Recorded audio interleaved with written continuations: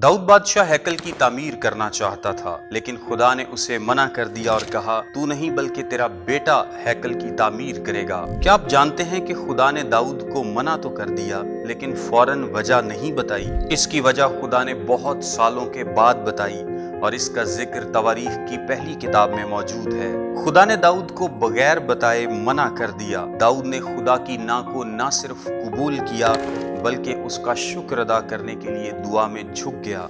आपको पता है इसके बाद दाऊद ने क्या किया? उसने हैकल की तामीर के लिए सामान इकट्ठा करना शुरू कर दिया।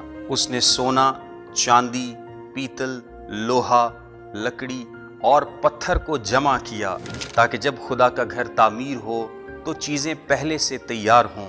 यहाँ तक कि उसने जमीन भी खरीद ली, लेकिन हैकल को दाऊद नहीं बल्कि सुलेमान बनाएगा। इस पर एक मुफस्सर मायर ने कहा, अगर आपको वो ना मिले जिसकी आपने उम्मीद की थी तो मायूसी में बैठकर अपनी जिंदगी की तवानाइयां जाया ना होने दें, बल्कि उठें और अपने आप को तैयार करें ताकि दूसरों की मदद कर सकें कि वो कामयाब हों।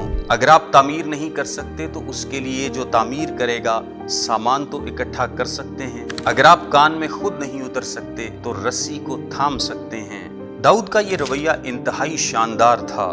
क्या आपका रवैया ऐसा है कि जब आप कोई काम खुद ना कर सकें तो दूसरों के करने में उसकी मदद करें?